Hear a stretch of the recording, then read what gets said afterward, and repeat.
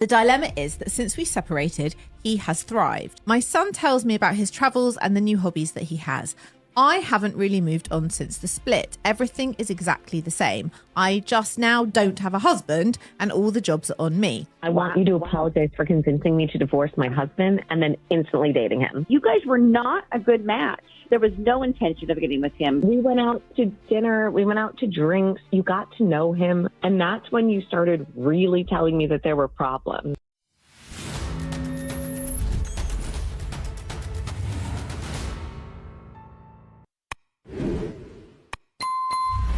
Years ago, I ended my marriage. Nobody did anything wrong. It just fizzled out. And I thought life would be better and easier alone. The split was amicable and he's a great dad to our son. That's nice. The dilemma is that since we separated, he has thrived. When people say that they separated amicably, what I hear is that something went wrong and both of us refused to work on it. And now we don't want to take accountability for what we did. So we have to go our separate ways. Because the truth of the matter is that whenever there is a separation, whenever something goes wrong that has to lead to the breaking of something went wrong, somebody needs to be blamed. It's either both of them needs to be blamed or one of them needs to be blamed. It's either one of them decided not to work on the marriage anymore or two of them decided not to work on that marriage. So it's not like when you say, oh, we parted ways amicably, it was nobody's fault. No, it was somebody's fault. It's just that nobody wants to take accountability of it. He's lost loads of weight, he's got new friends, and he seems happier, healthier, and in a better mood than when we were married.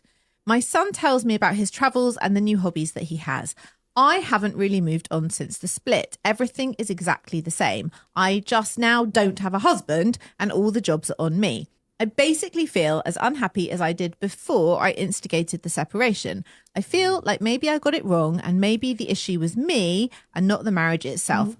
I created this mess and now I don't know how to move on. Yes, she is the problem. Like I said, there's always somebody who is the problem. Just that sometimes people don't want to take responsibility for what they are doing or what they have done.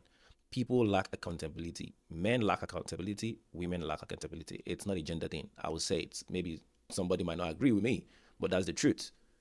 She is responsible in this situation because, number one, she thought that they agreed amicably because she was unhappy. You heard it. She was unhappy. But then I know this thing, and we all know this thing, but sometimes it feels like we don't know it. Marriage doesn't make anybody happy. Getting married, being in a relationship would not make you happy. Happiness is something you develop on your own. You have to genuinely be a happy person.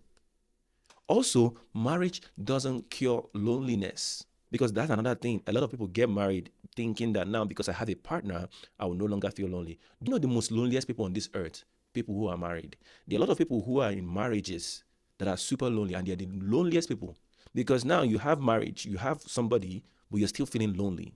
It is because you as an adult, you as a human being, put the responsibility of your happiness or your wholeness on somebody else. And now those people are not able to meet those needs and you're feeling empty. Basically what happened in this situation, she divorced her husband because she was feeling unhappy. Now the husband has thrived. He has done the work, got in the gym, did what he could do, raising their son, doing his work, and he's feeling better. But then she's still feeling like she's still where she is in the past because whatever is wrong with her, it's a her problem. So this is what I'm trying to say. What I'm trying to address in this particular video is this.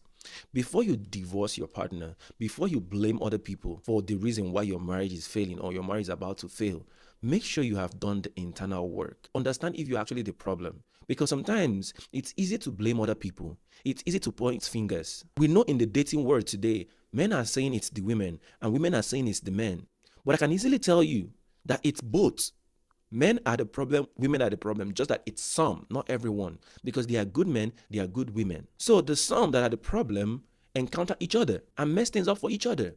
But then they will blame every other person instead of themselves. Now people get married and something is not working in their marriage. And instead of going for premarital counseling, going for coaching, finding help, finding solution, or even preparing for marriage, or even working on themselves, instead of doing the work, the best thing they could do is to quit, to run away. Marriage is not a bed of roses. Every single marriage problem is a life problem. And if you don't start approaching those things as a life problem, you would think that your marriage is the problem. Your marriage is not the problem.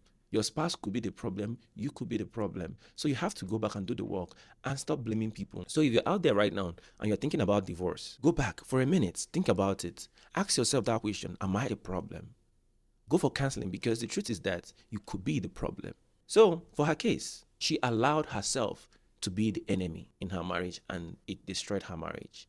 But then I have another video for you where it's when you allow third voices. This one is hilarious, and I really want you guys to watch it because it's crazy. I want you to apologize for convincing me to divorce my husband and then instantly dating him. First of all, it was months after you guys were divorced. We have this 3-year relationship, you and I. I told you when we had these really intense conversations about you going through this divorce, you guys were not a good match. There was no intention of getting with him. We went out to dinner. We went out to drinks. You got to know him. And that's when you started really telling me that there were problems. I don't think that's a coincidence. No, it is a coincidence. Lauren, Megan shared with us that you would tell her how unhealthy it was, how much she needed to get out of the situation, and that you told her to throw out the trash, and now you are with the man that you called trash. I'm not trying to laugh at them, but this is crazy. We keep talking about these things. Who you're listening to? Who are your friends? Because basically what's happening here is that the friend convinced her that her husband is trash and still gaslighting her in the process. It's crazy. He reached out to me on social media. I was like, oh, he's a real person. You get to know them outside of the situation. It was a them dynamic, not a him issue. You couldn't tell me you were going out with my husband. I had to find out from friends.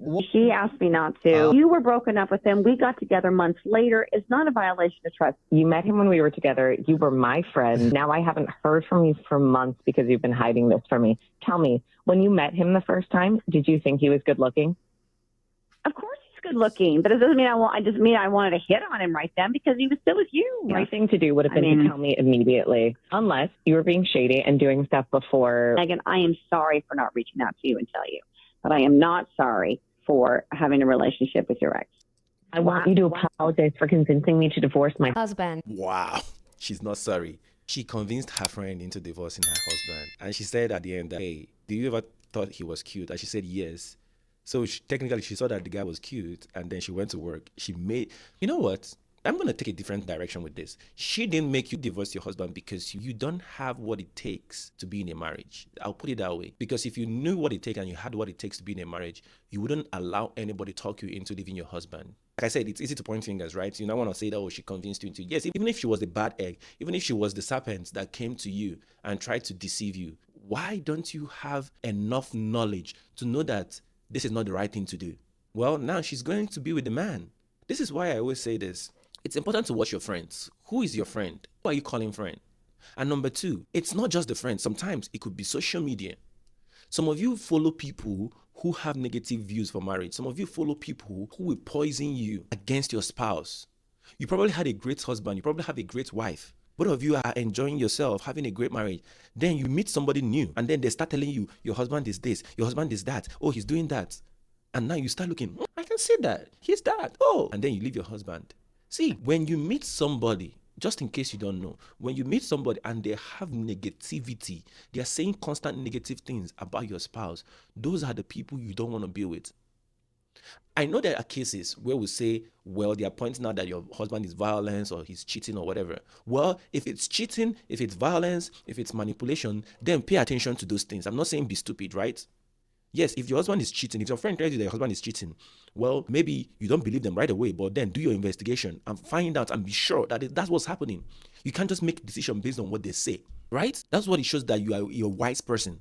But then if they're coming out and they're just pointing things that are so irrelevant, trying to add fire into your marriage, trying to say things about your partner that will make you start questioning your partner when you yourself know that that's not true, then you should cut them off.